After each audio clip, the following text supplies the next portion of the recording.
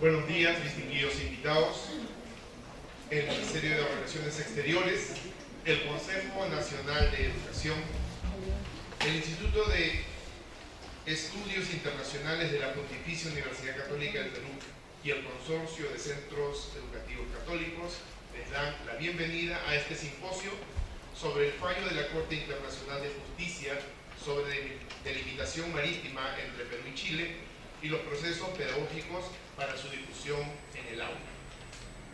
Antes de comenzar, les pedimos que den una revisión a sus celulares para que los pongan en silencio y vibración y podamos comunicarnos sin interrupciones en el desarrollo de nuestra ceremonia. En esta reunión esperamos crecer como maestros preparados para ejercer profesionalmente nuestra docencia. Están más preparados para lograr que nuestros estudiantes tengan aprendizajes pertinentes y de calidad y que contribuyamos a que la sociedad eduque a los ciudadanos y los comprometa con su comunidad. Para darnos la bienvenida, le damos la palabra a la hermana María Antonieta García Carrizales, franciscana de la Inmaculada Concepción y presidenta del Consorcio de Centros Educativos Católicos. La recibimos con un aplauso.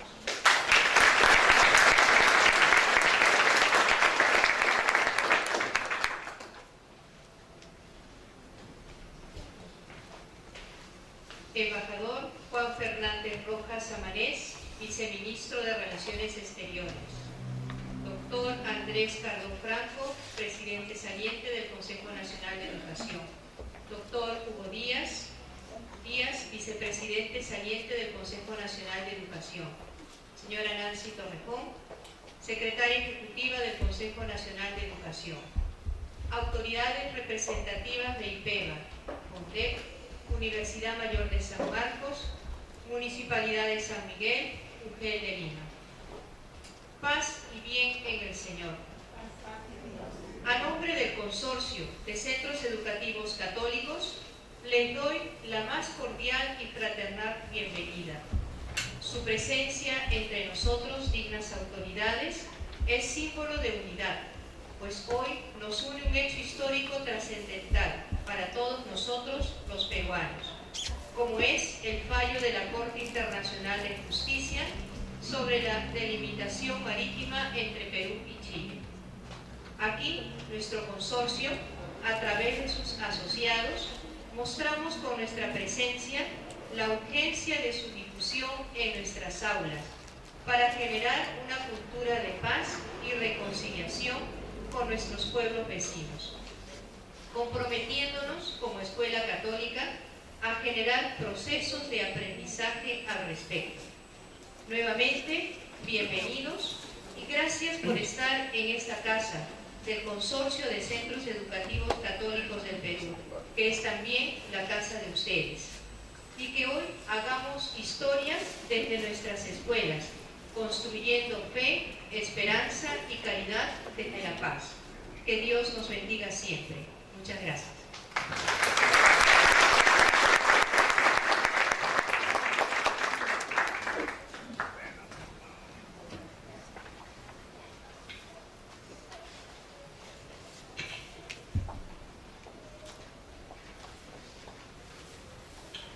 Quedamos ahora con nuestro invitado, el doctor Juan José Ruda Santolari.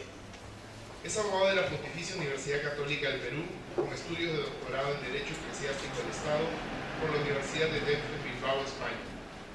Es profesor asociado del Departamento de Derecho de la Pontificia Universidad Católica del Perú. Además, es asesor jurídico del Gabinete Especializado adscrito al despacho ministerial del Ministerio de Relaciones Exteriores. También es secretario de la Comisión Consultiva ad hoc sobre delimitación marítima con Chile y miembro de la delegación del Perú ante la Corte Internacional de Justicia en el proceso de delimitación marítima con Chile. Con esta presentación, seguros de su experiencia, lo recibimos para escuchar su presentación. Un aplauso para él.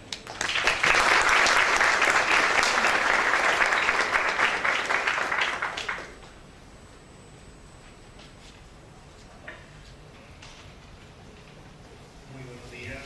Quiero empezar agradeciendo esta iniciativa conjunta, valiosa, involucra a distintas instituciones dedicadas al quehacer educativo y sobre todo a resaltar la significación de este fallo en términos de la afirmación de unos valores, la afirmación de la peruanidad, unos valores de la afirmación de la paz y del bien, como apuntaba magníficamente nuestra buena amiga, la hermana María Antonieta.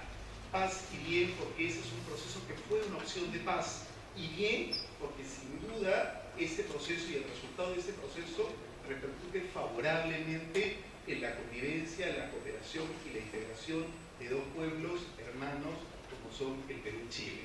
En ese sentido, entonces, sin duda, coincidiendo con la hermana María Antonieta, yo también quiero comenzar resaltando como ideas fuerza para el inicio de la exposición y estos dos valores de paz y bien. Quiero resaltar, igualmente antes de entrar propiamente al desarrollo de la materia, el mérito de una acción concertada que involucra al Consejo Nacional de Educación, al Consorcio de Centros Educativos Católicos, que nos acoge hoy en esta sede, y por supuesto al Instituto de Estudios Internacionales de la Pontificia Universidad Católica de Perú, al que me une un estrecho vínculo de tantos años, y por supuesto al Ministerio de Relaciones Exteriores, al que me honro pertenecer. En ese sentido, quisiera poder empezar mi posición trayendo a colación no solo la significación del fallo como tal, sino situando en el contexto que da lugar al proceso de inundación marítima con Chile, con vistas a que tengan ustedes una idea clara, lo más resumida posible, de cuáles son los elementos que se plantean en relación al caso, cómo es que la Corte resuelve y cuál es la proyección que tiene esa materia y en dónde conviene incidir a nivel de la tarea educativa. En ese sentido, es muy importante como antecedente saber que había, sin duda, y por eso se trata de una controversia jurídica, posiciones diferenciadas, posiciones distintas entre las partes. Una controversia se configura cuando a propósito de una misma materia, dos estados tienen respecto de asuntos de hecho o de derecho posiciones diferentes. En este caso, el Perú y Chile teníamos posiciones distintas en relación a la materia de la delimitación marítima. Chile sostenía que había un límite marítimo y que ese límite marítimo estaba definido por el paralelo geográfico. Ese límite, el paralelo geográfico sostenía Chile, no solamente comprendía el área donde se producía la proyección marítima de Chile, sino según Chile se extendía más allá de esa área, se prolongaba ilimitadamente. ¿Y cuál era el sustento que Chile planteaba para efectos de definir que había un límite marítimo? Un instrumento firmado por el Perú, Chile y Ecuador en 1952, la Declaración sobre Zona Marítima o Declaración de Santiago, que había sido concebido como un instrumento de política marítima en términos de la reivindicación de estos tres países firmantes, reivindicación pionera en términos de reivindicar frente a terceros 200 millas frente a sus costas. En términos de qué, de reivindicar los recursos existentes en el mar adyacente a sus costas a partir de la acción depredatoria de flotas extranjeras. Eso también es importante, en el sentido que había, según Chile, un límite establecido en la Declaración de Santiago, en tanto esa declaración contenía una referencia en uno de sus párrafos, el párrafo cuarto, al paralelo geográfico a propósito de la situación de ciertas islas. Se decía en la segunda parte de este párrafo cuarto que cuando hubiera islas de uno de los países firmantes que se encontrara a menos de 200 millas de la zona marítima general, es decir, de la zona marítima continental de otro de los países, se limitaría la proyección de esas islas o grupo de islas utilizando el paralelo geográfico en el punto en que ese paralelo geográfico llega al mar. Era la única provisión que establecía la Declaración de Santiago incorporando referencias a islas. Chile hacía una lectura, una construcción bastante compleja, diciendo que el límite estaba establecido en la Declaración de Santiago a partir de esa referencia a las islas. Ustedes dirán, bueno, ¿cómo es esto de las islas si no vemos islas en la zona limítrofe entre el Perú y Chile? Chile sostenía que había que leer la Declaración de Santiago de 1952 tomando como antecedente las proclamaciones que Perú y Chile habían hecho en 1947, reivindicando cada uno de los países 200 millas. Según Chile, en el decreto supremo del presidente Bustamante del año 47, el Perú se había autolimitado en el norte y en el sur, en tanto ese decreto hacía referencia a los paralelos geográficos. Y en ese sentido, decía Chile, había que leer la Declaración de Santiago con estos decretos en el caso del Perú y esa proclamación en el caso de Chile, en términos que constituían un todo que permitía interpretar el que había habido la voluntad de las partes en la Declaración de Santiago de consagrar un límite que abarcaba las 200 millas e incluso más allá de 200 millas, porque en la Declaración de Santiago se habla de una reivindicación de un mínimo de 200 millas. Por eso es que Chile decía que ese paralelo se extendía ilimitadamente.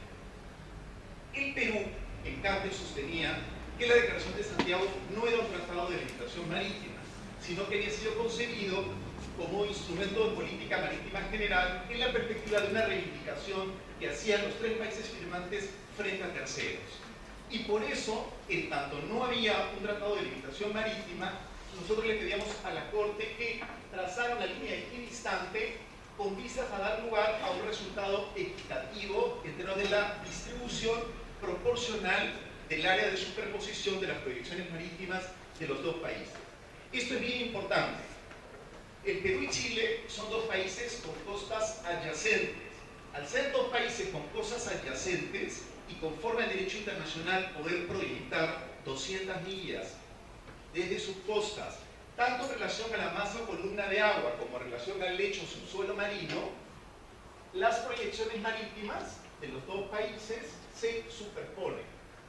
Según Chile, no había nada que delimitar porque existía ya un límite marítimo en el paralelo geográfico acordado en la Declaración de Santiago. Según el Perú, este era un asunto pendiente que no había sido definido por la Declaración de Santiago y que tenía que ser resuelto en la aplicación del derecho internacional. Al no haber islas, se obtenía un resultado equitativo o proporcional a través del trazado de esta línea equidistante. Este era el primer pedido del Perú. El segundo pedido del Perú estaba referido a un área que va más allá del área de 200 millas de Chile y que está dentro de las 200 millas del Perú. Como Chile sostenía que esta línea de la Declaración de Santiago, según Chile, se extendía ilimitadamente, según Chile, el Perú sería autoamputado en su proyección marítima. Consiguientemente, no tenía derecho a reclamar nada por debajo del paralelo geográfico, inclusive en un área que estaba fuera de la proyección marítima de Chile. Por eso había un segundo pedido en relación a esta área que llamamos el triángulo externo o triángulo exterior. ¿Por qué esto es tan importante? Porque de haber habido un tratado, habría prevalecido conforme al derecho internacional el tratado. Si es que efectivamente la Declaración de Santiago hubiese sido un tratado de legislación marítima, conforme al derecho internacional, lo que habría prevalecido es la voluntad de las partes. Entonces, ¿qué era lo más importante en el caso? Demostrar, contra lo que Chile sostenía, que la Declaración de Santiago no era el tratado de limitación marítima, porque de haber sido el tratado de limitación marítima, había habido un límite que se extendía por lo menos hasta las 200 millas. Esa es la situación, de hecho, que se planteaba en el momento en que nosotros encaramos llevar el asunto a la Corte. ¿Y por qué yo les decía, tomando como referencia las palabras de la hermana María Antonieta, que esta fue una opción de paz? Porque el Perú en más de una oportunidad le planteó a Chile el negociar.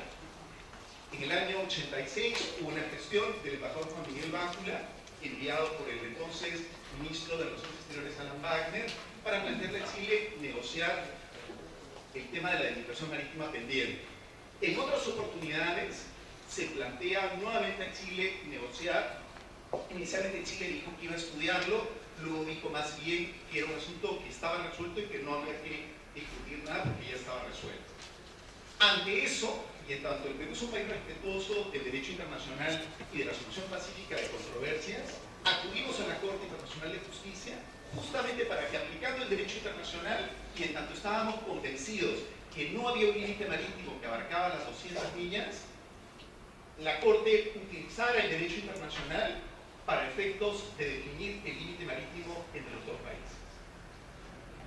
En ese sentido, resulta sumamente importante contrastar la realidad de hecho que se planteaba y que se planteó por varias décadas en términos de esta línea de paralelo geográfico que Chile reivindicaba como un límite y que la práctica fue utilizada, de lo que es la realidad que deriva del fallo a partir justamente de esta acción consistente que durante varios años y a lo largo de distintos gobiernos sucesivos el Perú consigue.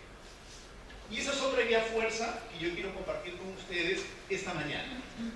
De un lado, el hecho que ir a la Corte fue una opción de paz en términos de resolver este asunto pendiente, aplicando el derecho internacional y yendo al más importante tribunal internacional del mundo para que el asunto fuera resuelto.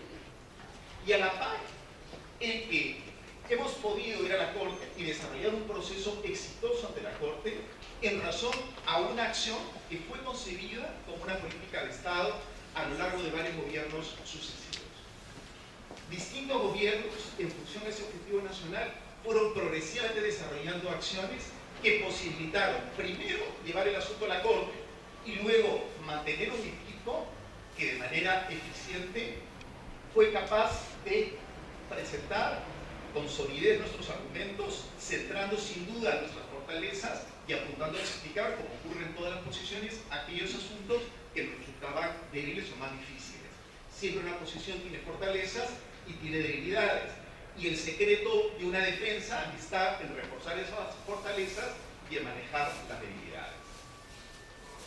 Quiero en ese sentido entonces destacar, y lo vamos a comenzar a analizar, cómo efectivamente hemos logrado conseguir el reconocimiento de nuestros derechos soberanos en más de 50.000 kilómetros cuadrados. Vamos en ese sentido a ver cómo del gráfico que habíamos apreciado inicialmente, en donde el Perú reivindicaba un área dentro del espacio de superposición de las proyecciones. ¿Se acuerdan cuando yo les decía que conforme a la proyección de las costas del Perú y de Chile se producía una superposición de las proyecciones y que nosotros habíamos tenido trazado una línea equidistante? La Corte, lo vamos a ver en un momento, utiliza una línea mixta, en el sentido que combina un tramo con paralelo y luego línea equidistante. Lo importante es que a partir del trazado de esta línea mixta, un área muy importante de lo que era el espacio de superposición de las proyecciones marítimas del Perú y de Chile, alrededor de 22.000 kilómetros cuadrados, queda claramente siendo reconocido bajo derechos soberanos exclusivos del Perú.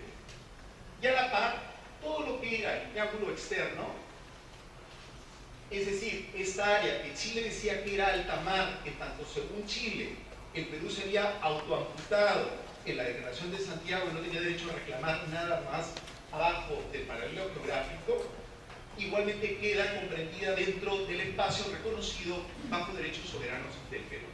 Para que ustedes se hagan una idea de la importancia de esa área, es más o menos un área equivalente al Departamento de la Libertad, en términos de extensión. Son más de 28.000 kilómetros cuadrados ahora reconocidos bajo derechos soberanos del Perú. Sin duda antes había una presencia de algunos pescadores peruanos en el área, pero en un contexto donde Chile y otros miembros de la comunidad internacional pues no veían con claridad. En el caso de Chile desconocían nuestros derechos, y en el caso de otros miembros de la comunidad internacional no veían con claridad que efectivamente existiera un título jurídico claro de la materia, aunque nosotros teníamos manifiesto sustento que el derecho internacional. Ya con la sentencia de la Corte queda claramente reconocido nuestro derecho exclusivo a esos 28.000 kilómetros cuadrados. En esa línea de análisis vale la pena destacar dónde radica, desde una perspectiva de análisis, la gran victoria jurídica del Perú en este caso. Cuando yo comenzaba mi explicación, partía de decirles cómo Chile había puesto todo el énfasis en la Declaración de Santiago de 1952 como el Tratado de Limitación Marítima. ¿Por qué? Por lo que yo también les explicaba hace un momento. Si hubiese habido efectivamente un tratado que consagrara un límite marítimo a todo propósito que abarcaba las 200 millas, para el derecho internacional hubiese prevalecido ese tratado, por inequitativo o injusto que hubiese sido. ¿Por qué? Porque en el derecho prima la voluntad de las partes expresada en un acuerdo. Hay un principio en el derecho, los abogados somos muy dados a expresiones en latín, pero en cualquier caso es una expresión cortita, fácil de recordar. Pacta sunt servanda, lo pactado en leyes de las partes. Si hubiese habido efectivamente un tratado que hubiese abarcado las 200 millas, si me permite la expresión coloquial, entre amigos y amigas, no había nada que hacer. Justamente la gran victoria del Perú ha sido lograr demostrar que la Declaración de Santiago no era un tratado de límites marítimos y que consiguientemente, en tanto no era tratado de límites marítimos, no había un límite marítimo a todo propósito que abarcaba las 200 millas. En ese sentido, la Corte acoge el planteamiento del Perú en relación a que este párrafo que yo les he comentado de la Declaración de Santiago, que hacía mención a algunas islas, no comprendía el espacio limítrofe peruano-chileno, sino más bien que era una provisión en términos de un principio que estaba referido fundamentalmente a la zona norte, a la zona limítrofe entre el Perú y Ecuador, en donde existen algunas islas en la zona de frontera. No porque la Declaración de Santiago hubiese establecido un límite marítimo entre el Perú y Ecuador, porque el límite entre el Perú y Ecuador recién lo consagramos en el 2011 a propósito de un acuerdo que se desarrolló en paralelo y que, si nos alcanza el tiempo, voy brevemente también a comentar. Sino porque había un principio que efectivamente establecía la limitación de la proyección de ciertas islas.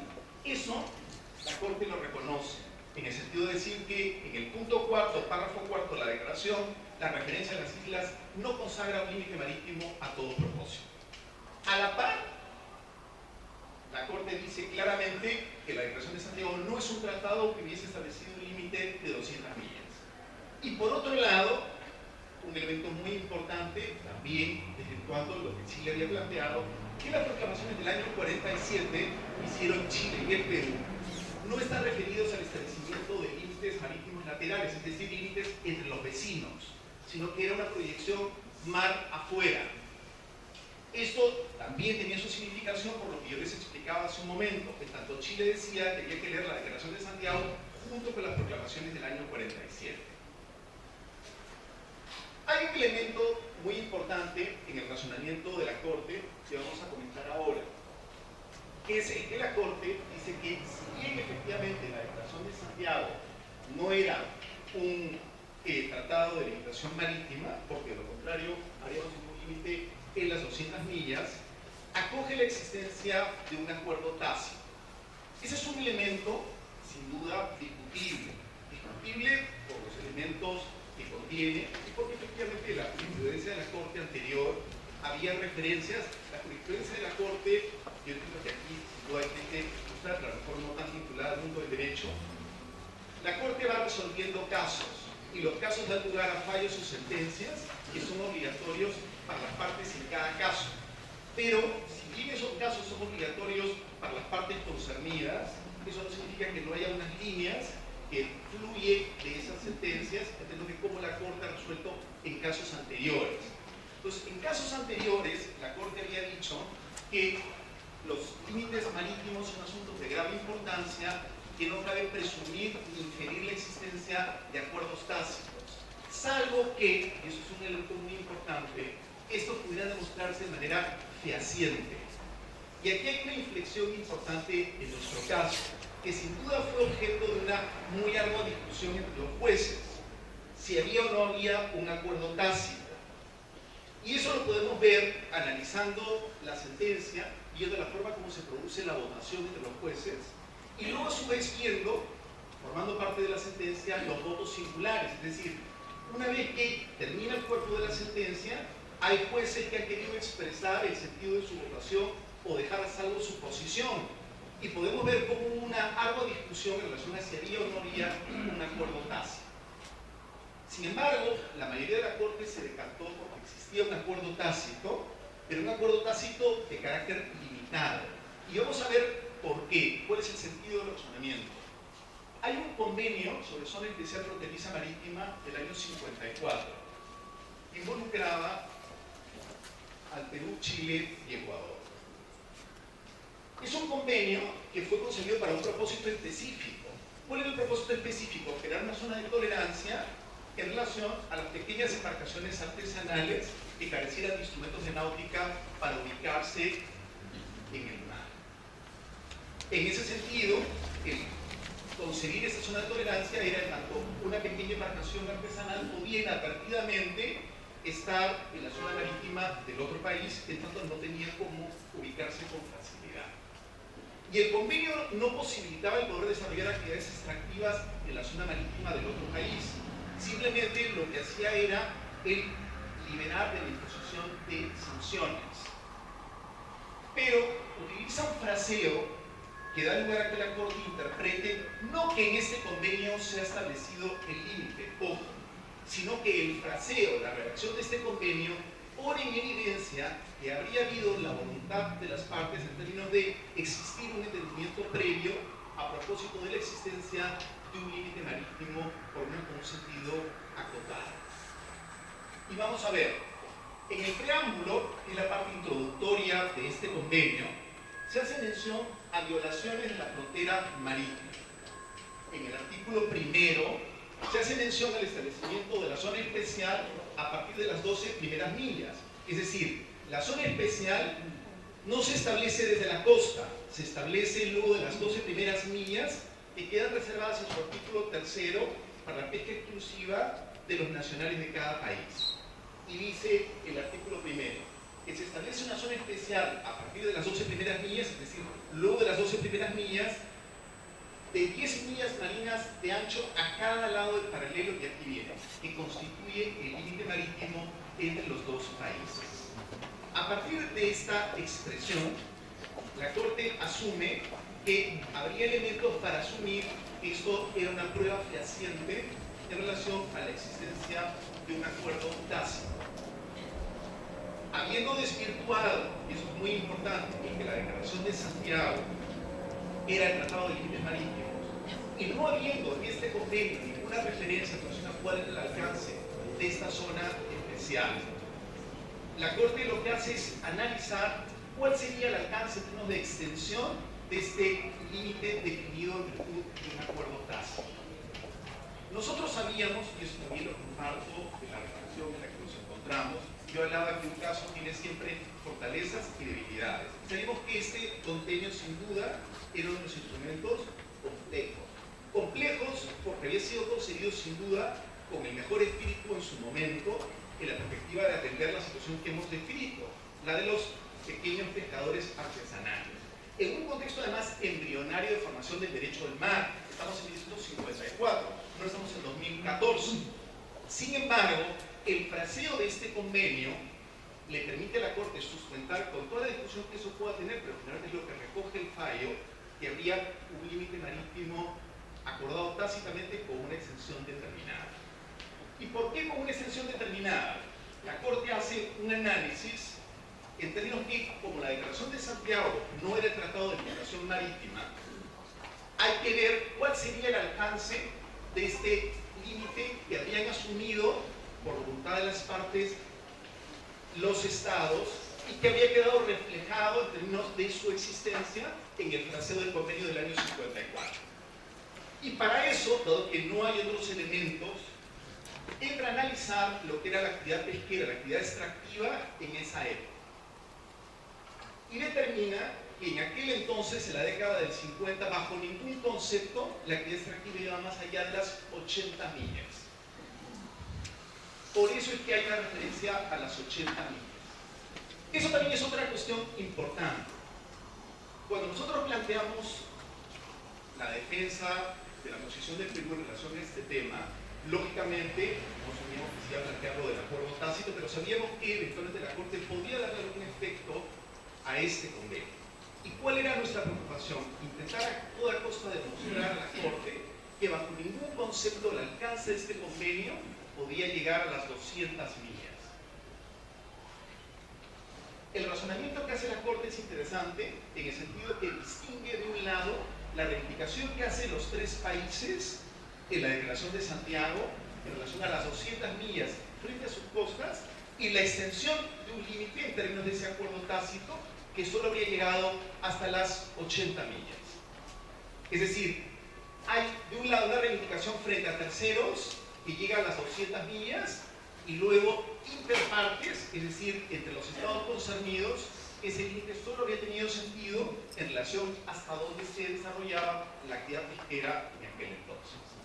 Repito, es un tema que puede ser objeto de discusión, pero en cualquier caso lo importante es que se reconoce a partir de de este criterio asumido por la Corte, que no había un límite marítimo a todo propósito que comprendiera las 200 millas.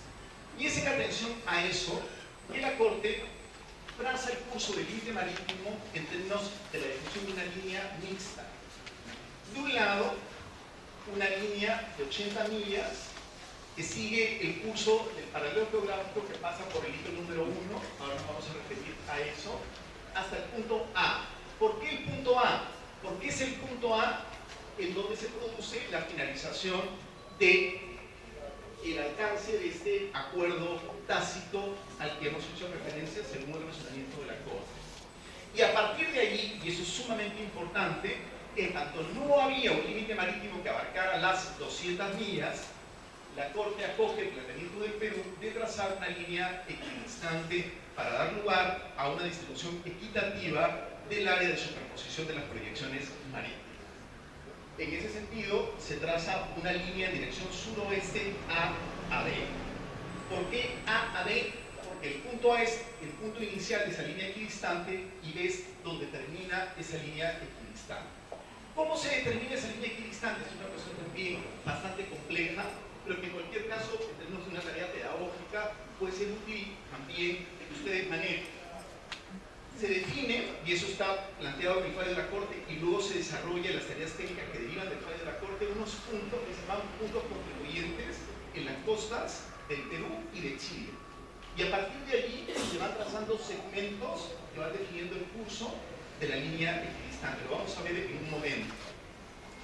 Luego se establece ese punto C, en términos que es el punto C donde convergen los puntos finales de las proyecciones marítimas de 200 millas del Perú y de Chile. Es decir, hasta el punto C llegan las 200 millas de los dos países. En ese término, en ese contexto, destacar la significación que ha tenido el fallo en términos que no solamente hemos conseguido el reconocimiento de un área muy importante respecto de lo que era el antiguo triángulo interior, es decir, el espacio de superposición de las proyecciones marítimas de los dos países, en donde en una proporción importante, casi 22.000 kilómetros cuadrados, se han reconocido los derechos del Perú, sino que además hemos conseguido, en función al trazo del curso del límite marítimo establecido por la Corte, el reconocimiento de todo el triángulo externo, con lo cual hemos sumado más de 50.000 kilómetros cuadrados, 50.172 kilómetros cuadrados bajo derechos soberanos del Perú. En esa línea quiero también poner en evidencia algo que comentaba yo hace un momento.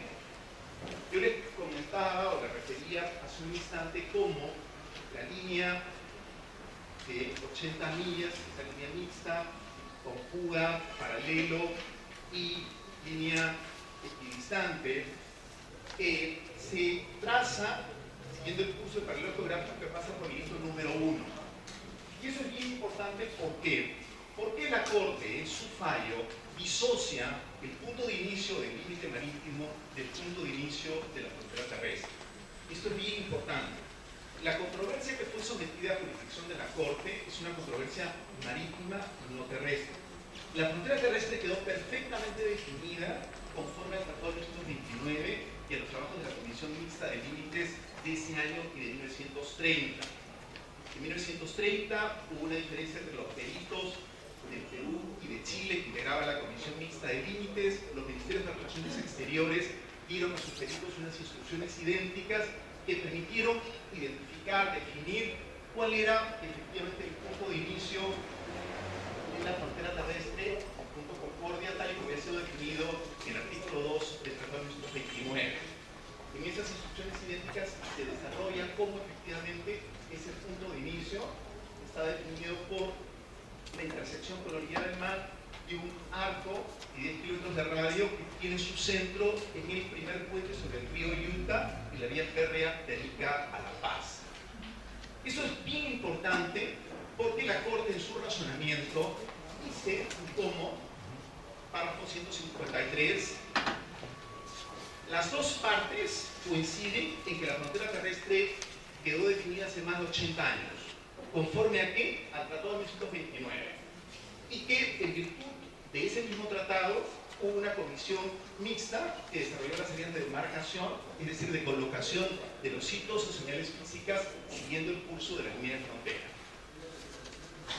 A su vez, en el párrafo 175 hay otra referencia muy importante que yo quiero recalcar a ustedes, que es importante en su tarea educativa.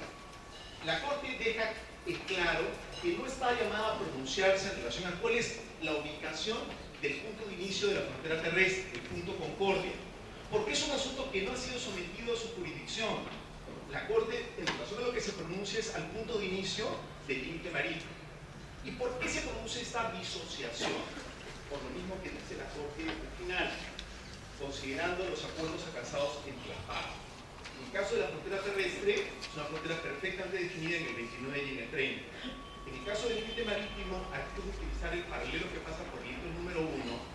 Se toma como referencia un entendimiento del 68-69 entre el Perú y Chile a propósito de la colocación de unos faros que servían como señales para la ubicación también de los pequeños pescadores artesanales, pero que al momento de reflejarse dentro del entendimiento se hace mención al paralelo del hito número 1 que constituye la frontera marítima, el paralelo que configura la frontera marítima. Es en atención a eso que la Corte utiliza como punto de inicio del límite marítimo el punto en el que se produce la intersección del paralelo que pasa por el hito número 1 con la línea de baja marea.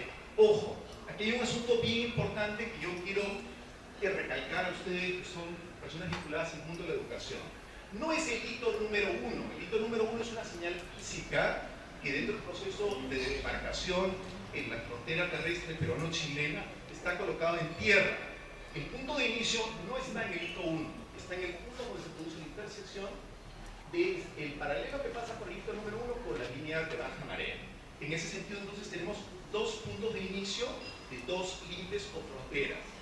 El punto de inicio, el límite marítimo, donde se produce la intersección del paralelo que pasa por el hito número 1 con la línea de baja marea, y el punto de inicio de la frontera terrestre en el punto Concordia, conforme al Tratado del 29 y a los trabajos de la Comisión Mixta de Límites de ese año y de 1930. Por último, destacar, en la línea de lo que yo les explicaba también hace un momento, cómo implícitamente en función al trazado del límite marítimo que establece la Corte, queda comprendido dentro del área, bajo derechos soberanos del Perú, el triángulo exterior. La Corte dice que ya no se pronuncia sobre eso porque efectivamente, en función al curso del límite marítimo que ha trazado, el triángulo exterior queda comprendido dentro del espacio de 50.000 kilómetros cuadrados, de más de 50.000 kilómetros cuadrados, reconocido al Perú. Destacar cómo es una sentencia que efectivamente genera una ardua discusión entre los miembros de la Corte. Es una votación 10 contra 6, con la particularidad que 10 contiene la existencia de un acuerdo tácito con alcance limitado a las 80 millas. 5 plantean o acogen el planteamiento de Chile en relación a un límite que comprendía las 200 millas. Y una jueza, la jueza Sebutinde de Uganda, vota en contra porque está de acuerdo en su totalidad con el planteamiento del Perú en relación a que no existía un límite marítimo y que debía trazarse la línea equidistante desde la costa. ¿Qué es lo que hemos ganado? Y creo que eso es sumamente importante en términos de ideas fuerza en el ámbito de la educación. En el ámbito de la educación, sin duda, yo pondría mucho énfasis, en primer lugar, en valores que están presentes en todo este proceso. El valor de la afirmación de la paz, el valor del bien común en términos de apuntar aquello que resulte mejor para nuestros pueblos en términos de la convivencia futura, el valor de la unidad, lo que podemos lograr a partir de una acción concertada, peruanos y peruanas. Y luego, lo que podemos conseguir a partir precisamente de esa acción unida y consistente a lo largo del tiempo. Hemos logrado conseguir de la Corte Internacional de Justicia, el órgano judicial principal de las Naciones Unidas, el reconocimiento de nuestros derechos soberanos inclusivos en relación a la columna o masa de agua, el lecho, el subsuelo marino, en más de 50.000 kilómetros cuadrados, lo que representa aproximadamente un 75% de lo que el Perú le había solicitado a la Corte. Es, dicho con profundo respeto y sin ningún triunfalismo, una victoria jurídica en todo el sentido de la expresión si comparamos este resultado con la situación de hecho que hemos comentado existía y que se prolongó por lustros a propósito de este presunto límite en el paralelo geográfico que Chile planteaba que existía y que en términos prácticos fue utilizado, sin que eso implicara la existencia de este límite, pero que en cualquier caso Chile sostenía que existía una conducta consistente a propósito de la utilización de ese paralelo. Hemos superado una situación inequitativa en relación a la mayor parte de nuestros puertos en el sur. Con eso voy terminando. En el caso de Arequipa y Moquegua, tienen ahora una proyección marítima de 200 millas, que antes, en función de la situación de hecho existente con anterioridad al fallo, estaba truncada, estaba cortada. En el caso de Tacna, efectivamente, sí se plantea esta situación de la utilización del paralelo en las 80 millas, pero una cuestión muy importante. Toda esta área que antes Chile desconocía que era de derechos del Perú, es ahora de derechos exclusivos del Perú, con la posibilidad de que los pescadores tacneños puedan desarrollar actividades extractivas también en esta área, sobre todo pesca artesanal de altura. Y con la perspectiva igualmente muy importante que conforme al derecho internacional, y eso es importante, se plantea en términos de un derecho el que embarcaciones de bandera de un país puedan navegar por las aguas jurisdiccionales del otro país. Ese es un derecho de las embarcaciones peruanas, en términos de poder navegar en aguas jurisdiccionales chilenas, y lo mismo de las embarcaciones chilenas y de otras banderas de poder navegar en aguas jurisdiccionales peruanas. Eso no entraña un derecho a poder realizar actividades extractivas. Es decir, las embarcaciones peruanas no van a poder realizar actividades de pesca o caza en espacios marítimos chilenos y viceversa, tampoco lo van a poder hacer las embarcaciones chilenas en espacios marítimos peruanos. Pero sí se puede navegar de un lado a otro para poder atravesar más fácilmente las áreas, en el caso de Tacna, y llegar a los espacios marítimos bajo derechos soberanos del Perú. Igualmente, resulta también muy importante el haber cerrado una etapa, una larga etapa, que ha cubierto toda la vida republicana del Perú, la definición de nuestros límites. Hemos logrado en unos pocos años cerrar el límite marítimo con Chile gracias al fallo de la Corte, pero también en medio de este camino logramos cerrar nuestro límite marítimo con Ecuador. En el año 98, como parte de un proceso sumamente importante, se llega a un acuerdo fundamental con Ecuador que marcó un punto de inflexión en términos de la relación futura con Ecuador. Ese es un hito muy importante en de perspectiva histórica, que da a nuestra relación con Ecuador otro contenido. Nuestra hermana María Antonieta viene de Chiclayo y justamente nos compartía la experiencia que ha supuesto en términos de la relación peruano-ecuatoriana. Pues justamente en ese proceso jugó un papel fundamental este acuerdo del 98 con Ecuador, y nosotros, en ánimo precisamente de preservar esa magnífica relación con Ecuador y también de evitar que Ecuador pudiera intervenir como tercero en el proceso, desarrollamos en paralelo una negociación con Ecuador que finalmente dio lugar a el establecimiento del límite marítimo entre los dos países en 2011. Voy terminando ya. Logramos en ese contexto poder volcarnos en nuestra agenda de desarrollo e integración entre los dos países. Hay una serie de recursos muy importantes en los espacios marítimos reconocidos al Perú. El Jurel, Cabaya, Perico, Pez Espada, Pota, la Bicinguerria, y a su vez hemos demostrado lo que podemos hacer en el marco de una política de Estado consistente que involucra al sector público y al sector privado. Hemos logrado solucionar de manera pacífica una diferencia, poniendo en evidencia nuestro respeto y nuestra adhesión al derecho internacional. Y por último, poner en evidencia cómo, dado que la Corte traza el curso del límite marítimo, pero no define de las coordenadas, es muy importante que en un tiempo récord hayamos, a partir de un trabajo cooperativo que ha involucrado al Perú y a Chile, en un esfuerzo muy meritorio, hemos logrado conseguir, en un plazo récord de 2 meses, completar esa tarea. Se ha hecho un trabajo de campo y de gabinete que ha involucrado a técnicos de los dos países en la perspectiva justamente de señalar las coordenadas correspondientes a los puntos definidos en el fallo de la Corte, pero sin asignación de coordenadas. ¿Se acuerdan cuando yo les hablaba? Hubo primero que definir qué cosa, el punto de inicio O sea, primero los puntos contribuyentes en el territorio de Chile, luego el punto de inicio del límite marítimo. Para eso, una cuestión curiosa, que puede resultar también interesante para presentar a ustedes en la actividad educativa. Como el punto de inicio del límite marítimo estaba en el punto de intersección del paralelo que pasa por el número 1 con la línea de baja marea, dado que las mareas se definen en función de los ciclos lunares, hubo necesidad de ajustar el cronograma en atención precisamente a esa circunstancia. Entonces hubo que definir el punto de inicio del límite marítimo.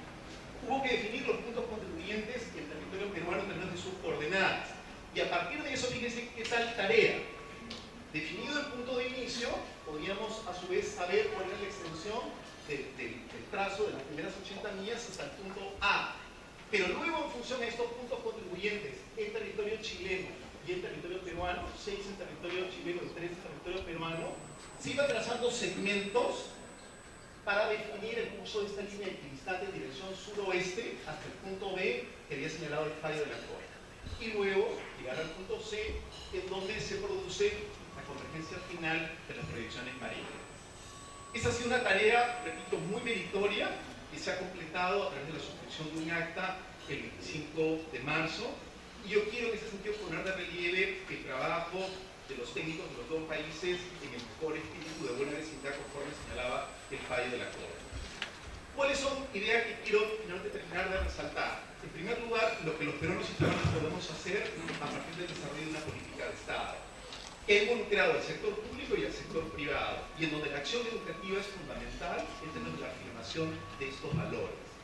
Y luego también, muy importante, en términos del conocimiento, precisamente de todos estos aspectos vinculados a la educación marítima en términos del aprovechamiento de los recursos y de todo el potencial que esto ofrece para nuestro país.